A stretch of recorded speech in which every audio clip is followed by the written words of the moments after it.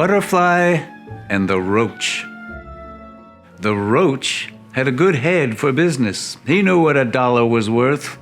He was hard-working, shrewd, and abrasive, and you couldn't accuse him of mirth. The fact is, he'd come up the hard way on the streets of a tough neighborhood, and the merciless law of survival was the one law that he understood. He'd started out in the kitchen smelling of garbage and grease. They eventually made him the manager, and then he had bought out the lease. The butterfly wandered at leisure, passing her time as she pleased, getting drunk on the scent of a blossom or drifting away on a breeze. She lived like a monarch in exile, with nothing to claim but her rank, with nothing to prize but her memories, with nothing to give but her thanks. And somehow she always had flowers, though people said she was in debt, and her dresses were old but exquisite, and her wings you would never forget. Sometimes he would watch her for hours from the windows of his restaurant. When he waved, she'd pretend not to notice. When he called, he would get no response.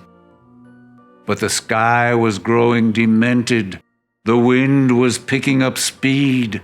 The trees had begun to writhe and lament. The clouds had begun to stampede. So she entered and sat at a table. He asked, "Are you planning to dine?"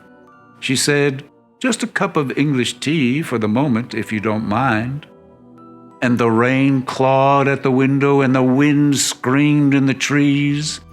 "I can see that you're in trouble," he said, giving her hand a squeeze. "Why don't we make an arrangement?" He winked a lascivious wink. And flashing a thick wad of bills, he exclaimed, "I'm not as bad as you think." And oh, his eyes were brutal, and oh, his touch was warm. She flew out the door in an instant and vanished into the storm, with nothing to gain but her freedom, with nothing to spend but her force, with nothing to save but her honor, with nothing to lose but remorse. Sometimes the greatest peril lies in safety.